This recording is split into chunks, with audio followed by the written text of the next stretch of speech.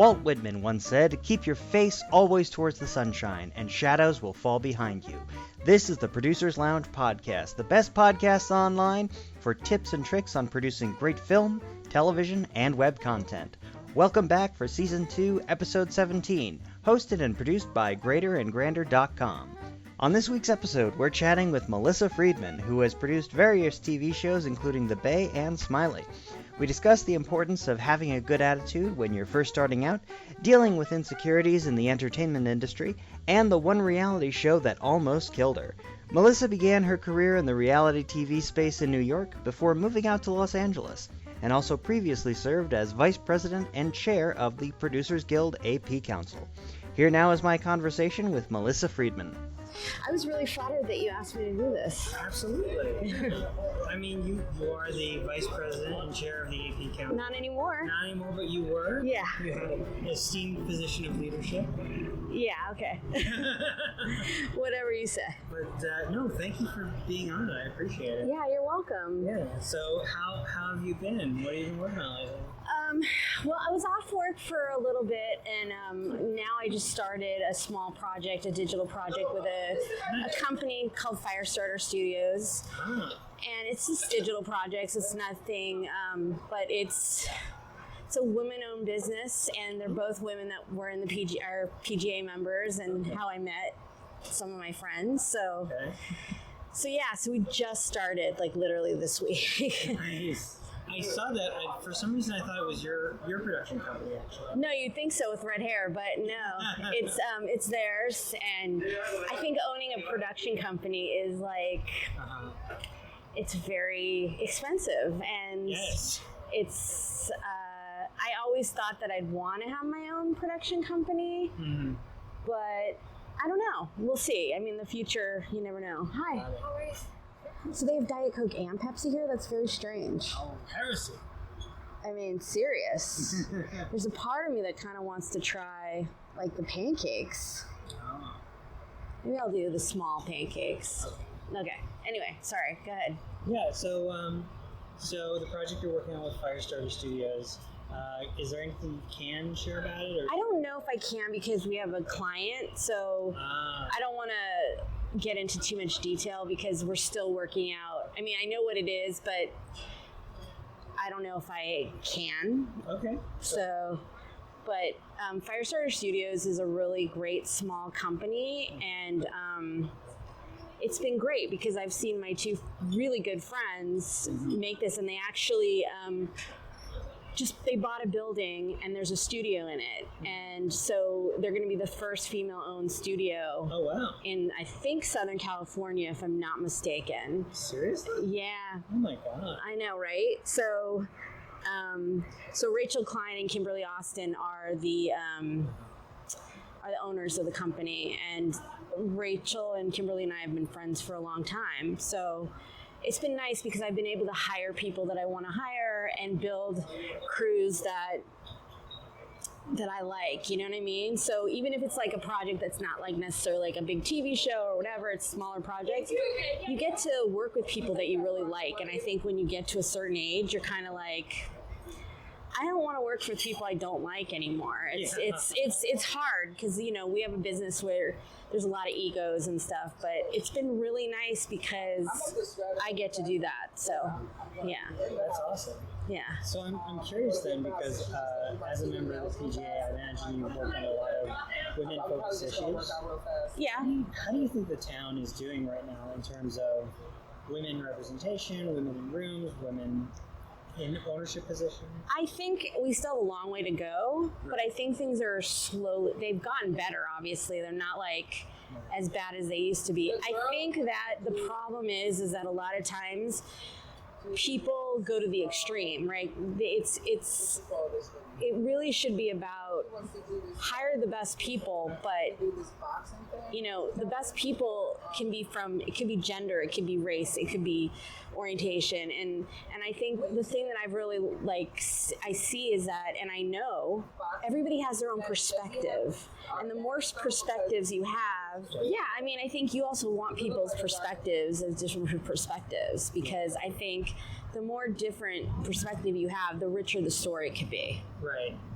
You know what I mean? I agree, yeah. Yeah, and I think there's this thing in this town, like, where people were like, well, nobody's going to watch that, or, you know, nobody's going to watch women.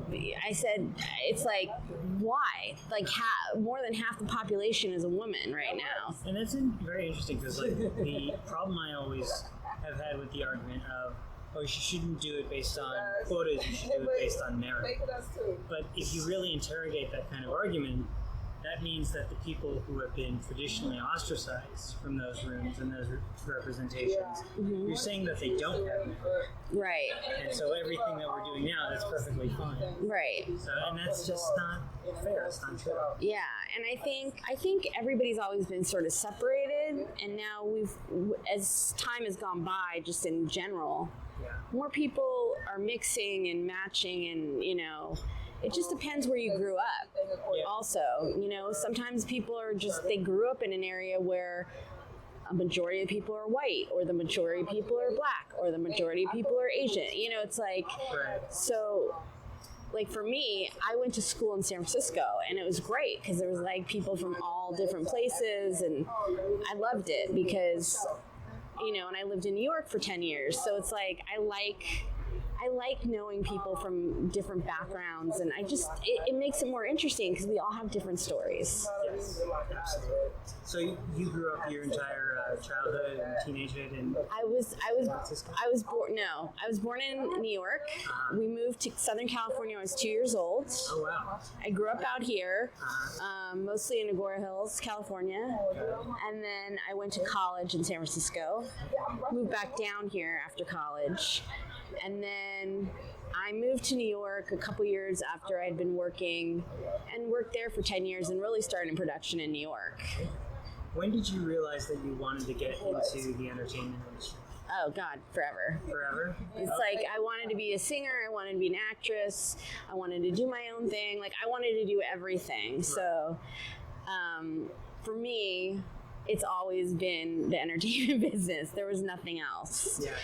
And I think, obviously, there are things that you wish you had done a little bit different, but you have one life, so you just kind of have to figure it out as you go along. So MTV was really where I started as a production assistant when I was a little bit older, because a lot of MTV people at the time, they started as interns, in college, and then they moved there. And I wasn't that person. I sort of came in and had to navigate that a little bit, because you had people that were way too young that were called producers. Oh. And really, not that age should matter, because it really shouldn't, but sometimes people aren't mature enough. I think I had a little bit of a chip on my shoulder when I was younger, because I had worked at a talent agency in LA, and I'd worked, at Disney, and I was like, I know what I'm doing. Like, you're in your 20s, you kind of think you know everything, and you really don't.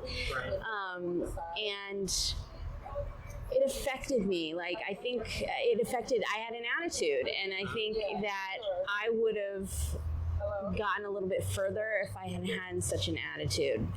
I had not an attitude, but a chip on my shoulder, Yeah. I can definitely empathize with that, because, I was one of those people where I was really blessed in terms of I knew I wanted to go into producing the first day I started film school. Mm-hmm. So I oriented all of my education around that, and when I graduated from film school, I was producing commercials before I graduated. Wow. Yeah, and then after getting out, I did have to start over as a PA, and in many cases I had to work under people who knew less about producing than I did. I knew budgets and schedules, and they, in some cases, didn't even want to be producers. They want to be writers. Right. Yeah, so. I was a music and theater major in college, so I was really stubborn when I was younger. So I was like, I'm going to be a music major, and this is what's going to happen, and I'm going to get theater. Where there was a time during my college day, I was talking to an advisor, and she's like, we have this new thing that's an inner arts major. So you can do music, television, theater, and I was like, that's what I should have done. Right. Because it made more sense for me. Yeah.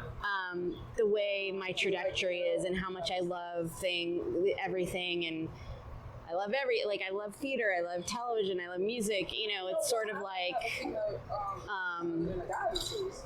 I think because I was like, this is what I said I was going to do, and I'm going to do it. Right. So yeah, I mean, I was stubborn, and I also was like, I'm going to be a film and TV producer. Like when I didn't want to wait tables. Right. That was the thing. I did not want to wait tables. Yeah. I wanted to get in the business, and I had this thing about auditions that made me very nervous. I was very insecure about me as a performer. Right. And I was like, I'll put myself in films. I put myself in television shows. What I did realize is that I've always loved television. I love film, but I really love television. It's something I grew up with. I mean, we've all grown up with it. And I think once I kind of got away and figured out what I loved, I also, it wasn't like I had parents, but what I've learned, and I try to tell people that are younger, is that just do the work. Yeah. You don't have to kiss anybody's butt. But you just be nice, polite, and work. Like, don't sit there on your phone. Like, always ask people what they need. I've learned how to what I like from a PA or production coordinator or whatever. Mm-hmm. And if I can help somebody be better than I was, and I think that's part of life, is you want to mentor people or help people in a way to not make the mistakes that you made in the past. Right. So I'm going to ask a potentially sensitive question. Okay. Your early MTV VH1 days, working your way in New York over those 10 years up to. I got to story producer, post producer. Yeah. Okay. What were some of the biggest mistakes you did in that kind of early phase, those first 10 years? I said everything that was on my mind really quickly. I didn't think about the things that came out of my mouth sometimes. Not that I was mean. I've never been a mean person. Right. But I think sometimes the way I would come across not nice. And it wasn't that I was trying to be mean. It was, sometimes people are very matter of fact. Yeah. And they don't realize how they sound to other people. And I did not realize how I sounded to other people. Because I've never had a malicious intent to anybody, or it was me just trying to get things done. And I also, wow, that was quick. Thank you. Enjoy, guys. Thank you. That's okay. Well, this is exciting. I did not think I was going to have a pancake today. Anyway, I got into it with people. I also had a bad attitude sometimes. When you take a bad attitude to work, it affects other people, and you don't realize that. Right. I struggled with that. And it was insecurities, Mm-hmm. We have these insecurities about ourselves, and I was highly insecure and, wasn't getting where I wanted to go quick enough. Right. Nobody's perfect, and that's the thing. Mm-hmm. I also had this thing about failure. Like, it was like my worst fear, but failure is part of learning. Mm-hmm. And that's something I've really learned even in the last couple of years. Like, you have to fail in order to succeed. Absolutely. I think that was something that hindered me, for sure. Yeah. I think you're totally right. And I think I had a similar issue kind of coming up, because a lot of the times I didn't do the ideas, not even the small ideas, that I thought would turn out really well, because I was worried about putting it out under my name, and how would that reflect upon me if I put out something that was less than perfect? And that's a big problem for me. Yeah. What I wound up doing, and I'll keep talking so you can eat your pancakes. Okay. But what I eventually stumbled upon was this kind of way of,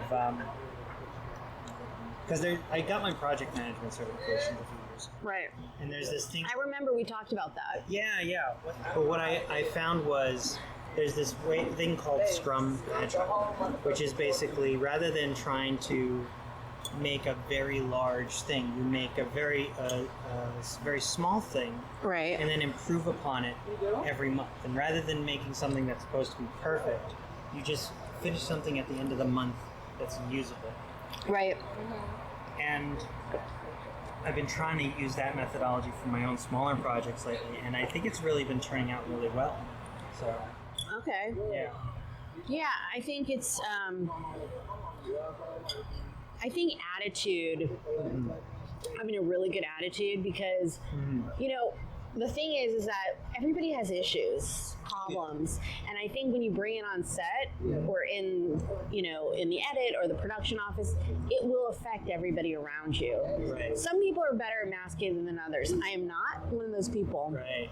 I mean, I've gotten better as I've gotten older, but especially if you're a producer, you have to set the tone. And I think I've learned that over the years. I'm like, my whole thing is like, set the tone. Am I perfect at it? Nobody is. But I think that I've gotten to the point where I'm the kind of producer that I'm concerned about everybody. Like, I'm concerned about the crew and making sure that they have what they need to make what needs to happen. Right. I'm careful with cast, or if I'm interviewing somebody, or, I take that very seriously. I take that as I'm the person that has to take care of the situation. Right. Because people always ask, what is a producer? I'm like, there are a lot of things. Herder of cats, most important. It's interesting that you touch on that, because there are not only the different types of producers, not only the different types of producers, but can I get 2 more over here, please? The different titles of producers as well. Yeah. But even if you have like 3, 4 executive producers on a show. Don't get me started on the titles. Oh, yeah. Sorry, go ahead. I interrupted. But even if you have 4 different executive producers on a show, each of them has a different kind of lane. Right. 100%. Yeah. And it sounds like your lane is kind of caretaker? It's kind of a combination, because I worked on most of the projects I worked on are non-union. Right. So every production is different. You could be doing multiple jobs. I'm a creative producer for most. But like the projects I'm doing now, I'm doing a lot of the logistics and the overall producing, But I'm going to be involved in the casting, and I'm excited about that. Right.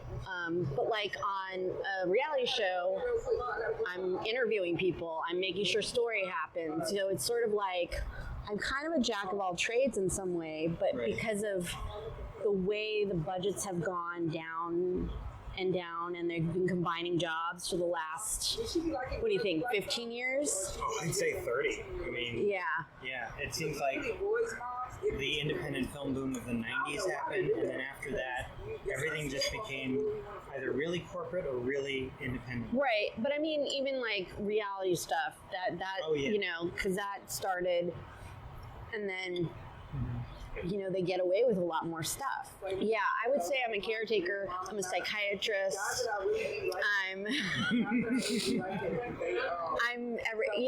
I mean, that's the thing about a producer is there's so many roles in being just the producer. There's the person that's in charge of the money. There's the person that has to do both. There's, it's so hard to say what I am, because I do things differently on every production I'm on. So, I mean, there's basic things that you do every time, but what do you think in terms of being a creative producer and also working in reality are kind of the tips or tricks that you've learned that you do that set you apart from your peers? People used to say, I think that I care. Sometimes it can be a detriment too. Oh, yeah. But I care about people. I think that I've gotten stronger over the years. There's been times where I've had to take jobs, because it's like, I always describe my career as a roller coaster. definitely ups and downs. There's been shows that I was like, I can't do this anymore. I can't do a dating show anymore. I think you just have to figure out where you are. There's things that I would suggest to people now that I never had the access to because I was just trying to get any job. Like when I first started out of school, I wasn't, the only thing my dad ever got me was he got me internship at KBC Radio when I was in college. Right. Because it was just an industry thing and I just like, whatever. I didn't know that you could apply to like production companies. I didn't know, or I would have done that. Yeah. Because I love scripted television. I'm a television junkie in a lot of ways, Right. So it always makes me mad when, I don't know if you've had this problem, when you're on a set and people say they don't watch television and they're making a television show, that drives me insane because I've always loved television. Now, am I unhappy sometimes on a set? Yeah, because of the circumstances, but how do you work in television if you don't like television? I don't understand that. Right. Because it's not an easy business. So what was your favorite show that you worked on? What was your favorite experience? That's funny. I've been asked that question before. It's hard because I don't have a favorite show. I have favorite moments. Does that make sense? It does. Because your day 1 is usually great and your day 17 usually sucks. I'm proud of certain shows. I'm proud of moments. There's interviews that I've done that have been really, really good that weren't aired, which makes me angry. But because, I'm not going to say what show it is, but there's an executive producer or whatever. He always had to make the shows very like cookie cutter, and it wasn't a cookie cutter situation. Right.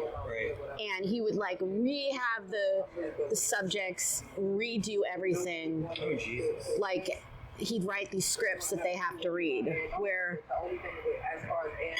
I assume this was reality. And yeah. Oh, okay. Yeah. I saved somebody's life because I made them go to the hospital. Oh my God. I worked on a show called 600 Pound Life, which a lot of people know about. And it's very sensitive. You have to deal with these people. Right. And one of the people that I really loved, she wasn't feeling well, and she had the surgery. And I said, "You need to go to the doctor." The doctor was 3 hours away from where she actually lived. Oh wow. Now she had a young son. Right. And she needed a babysitter. Now she had all this family that said they would help, but then they wouldn't help when she actually needed it. Right. So I said, we need to go to the hospital like now. And the doctor told me when we got her to go the following day that if she had waited another day, she might not have made it. Oh my God. Yeah. So I'm really good in a crisis. Like that's the thing that I've learned, that I'm super great in a crisis. I've had a few weird stuff. I've had some things happen that I'm like, only this would happen to me. Right. I met Duran Duran when I worked on a show at VH1, and that was like my childhood. Like, yeah, it's just like moments. There are moments. I love being on set, but I feel like I haven't worked on the ultimate thing. I mean, there's people that have worked on certain shows for long, long periods of time. When I was at MTV, there were some shows that I worked on long periods of time. Right. But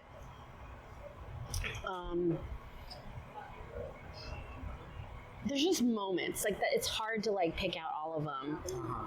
Like I put together a show that I worked on. They'd given me this project to host like it was a dating seminar thing. Right. And they ended up using it for 3 episodes, and it was supposed to be 1. So I'm sort of like, there are things that I've been proud of that have happened. I'm going to stop asking you questions so you can eat your pancakes. Oh, it's okay. Yeah. What are you doing right now besides this? Directing. Like, I'm still open to producing. I'm still developing some stuff. But I'm definitely, like, I have an eye on directing. And I'd like to move in that direction. That's awesome. No pun intended. That's awesome. Yeah.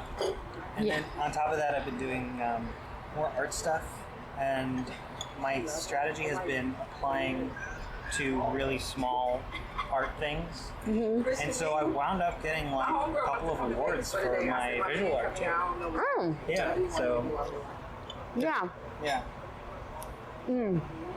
That's awesome. Yeah, I mean, like I've had some scripts a script that we've had in development, but we've kind of put it to the side. There's so many things that I still want to do, and it's just a matter of focusing. I always had this problem personally when I was much more active producing, because I wound up getting a job at Paramount and then a desk job for a while. But how do you balance the development side while you're still trying to produce and working 12-hour days, 6-day weeks, and also looking for work for when that gig wraps, you know? It's funny that you say that. Yeah. Because I think that's one of the hardest things to do. Mm-hmm. For me, when I get on a show, it's all encompassing, you know? Yeah. What I try to tell people, I'm like, it's like you go from 0 to 60. Actually, 0 to 125. Yeah. To be honest with you. Yeah. But it's hard. Like one of my things is time. I'm working on is time balance, just balancing my time better, you know, and I'm not as good at getting I have to have a little bit of focus when I'm developing stuff. Right. I haven't been as good at it as I should be, because, you know, you're trying to find the next job, or, you know, you're working, or, you know. Now, as far as getting the next job, you know, the pandemic happened. Yeah. Like, here's the thing. 2019 was my worst year in the business. I barely worked. So going into 2020, I was like, 2020, it's going to be great. Now, the funny thing is, I worked more 2020 and 2021 than I did on 2019. Because of Firestarter Studios, I ended up working because they had these projects that I could work on. I worked on another project last year, besides working for Firestarter, on a gig that was like a fashion show type of thing that turned out to be much bigger than it was supposed to be, but I got to work with a producer I really, really liked. Oh, nice. And when stuff like that happens, you're kind of like, you know, this is great, you know?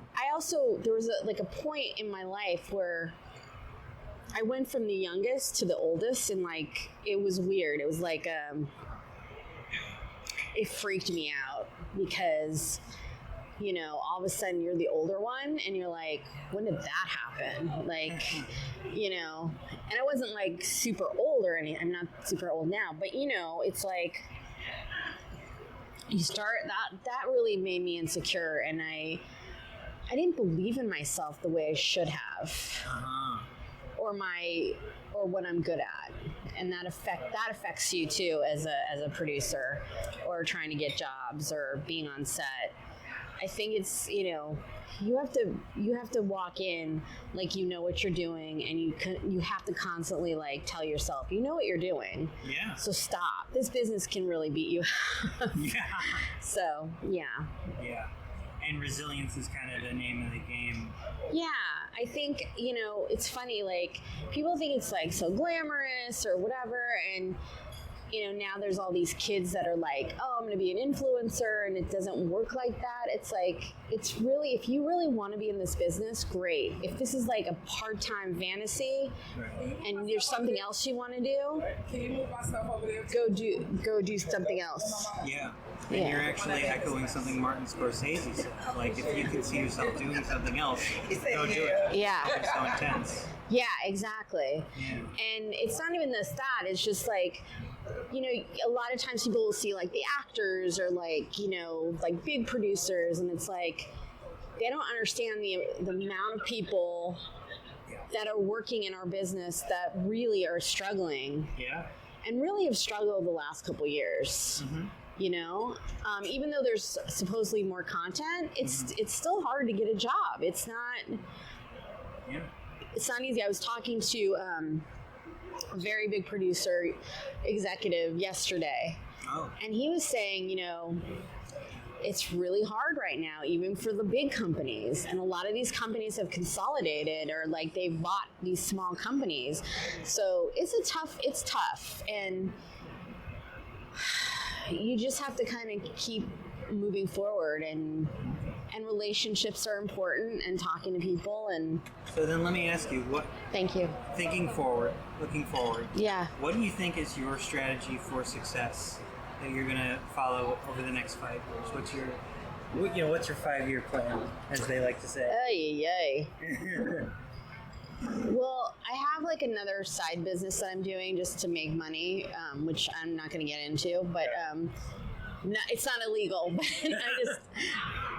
it's just even if it were, you wouldn't be the first producer I knew that had one. Yeah, it's not. It's just an Elon. I'll tell you later. But but for me, it's continuing to work with good people, figuring out what I really want. What do I really, really want? Not focusing on other people, because I think everybody has their own trajectory, and you kind of have to give yourself good talk, like self-talk. Right. This sounds weird, but I feel like you have to. I'm trying to think how to phrase this. Mm-hmm. I think it's important to continually tell yourself positive things about yourself. Yes. That's something that I've learned. Mm-hmm.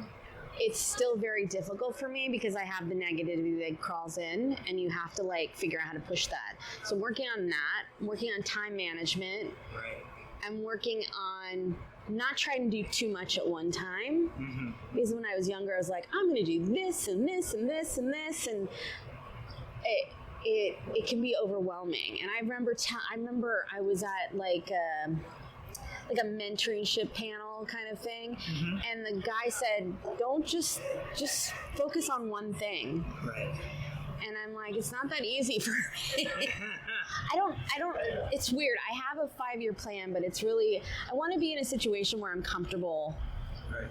And I know that there are certain reality shows I won't do anymore because they literally almost killed me. Oh my God. Physically, the last one, a big one I did, mm-hmm. like for a long period of time.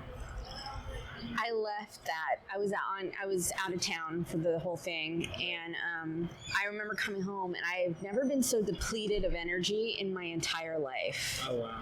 And it took me a good week or two to really like kind of. Mm-hmm. And I had gotten sick twice, and yeah, it's just. Do I want to do that to myself? People are always like, oh, I love that show, or I love that show. There's a lot that goes on behind the scenes. But yeah, I think it's really about working with great people. Mm-hmm.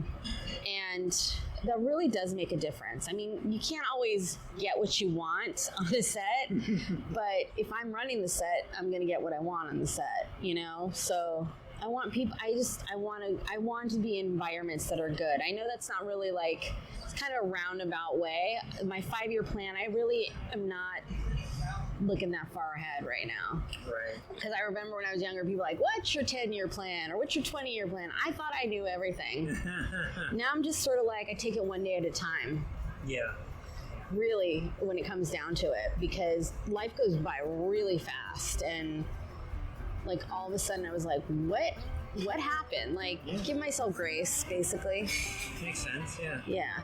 Well, cool. I think that's a great place to end it then. Okay. Yeah. Thanks for having me. My pleasure. I hope I said some things you did that were interesting. Absolutely.